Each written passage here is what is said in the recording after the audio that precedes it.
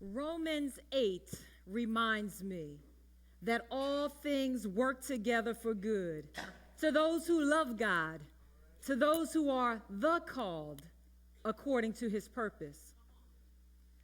I received a call 4 years ago that forever changed my life. I was at the office getting ready to go home, and the phone rang. Now, I had no intentions on answering that phone, but I was curious to see who was calling.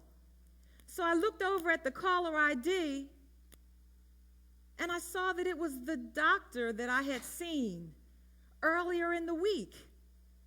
So why would she be personally calling me?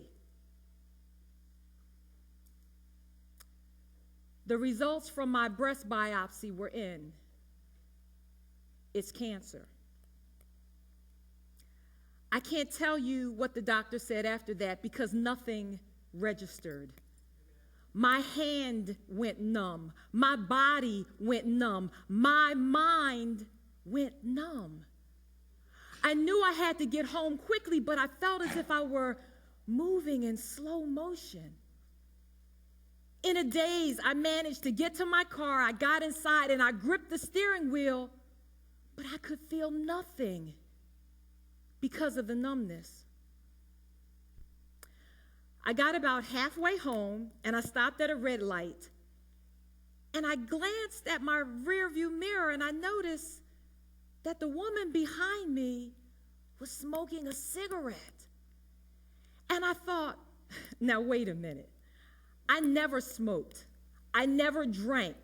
I ate properly. I exercised regularly. Cancer? The tears began to flow like a torrential rain. I don't even know how I got home safely. But when I arrived home and pulled up in the driveway, I knew that I would be walking into my house very different than the woman I left that morning. I opened the door, and the silence was so loud. Cancer. All things.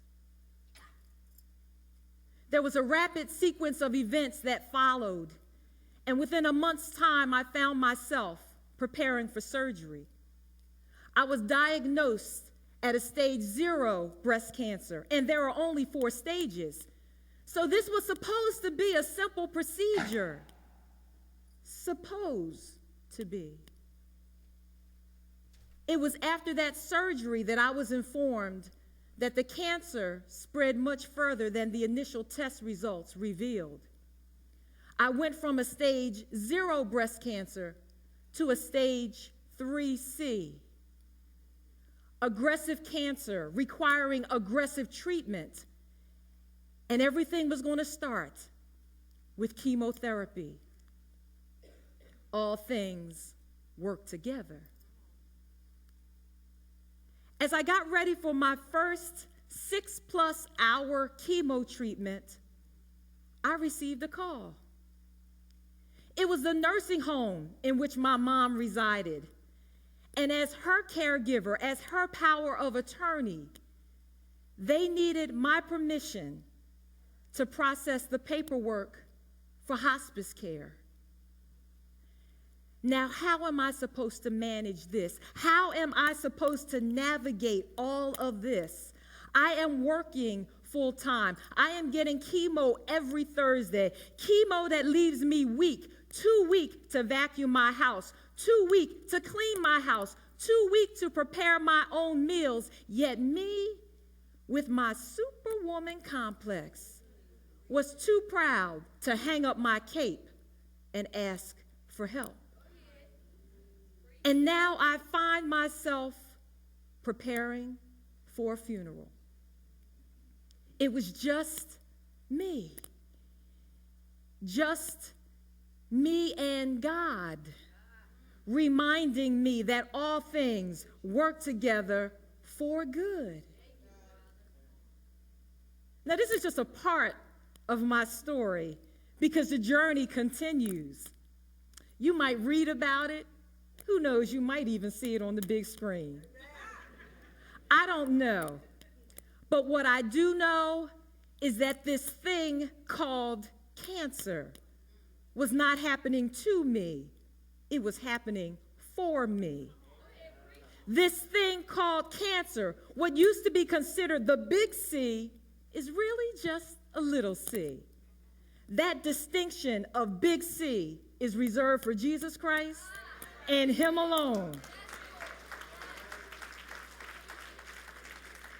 He is the protection around me, the covering over me, and the safety net under me. All things work together for good to those who love God. Now, over the last 4 years, a lot of things have happened. My long hair, gone. My taste buds, shot. My immune system, weakened. But all things work together for good to those who love God, to those who are the called according to his purpose. His purpose is my purpose. And cancer can't kill my purpose.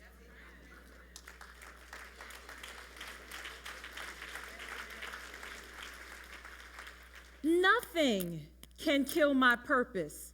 And when I say nothing, I mean it quite literally. No thing can kill my purpose. Not cancer, not death, not divorce, not abandonment, not unemployment, and as a matter of fact, not whatever just ran through your mind as you think about your situation. Nothing means nothing. The same way that all things means all things. And we know that. We can be confident that Christ makes everything, all things, work together for a plan. Every detail of my life, every detail of your life, every detail of our lives of love for God is worked into something good. Cancer is a part of my all things. Cancer is a part of my purpose. But because of who he is, because of who I am in him, and because of who I am in the process of becoming, I don't stand before you as a cancer survivor. I stand as a cancer thriver.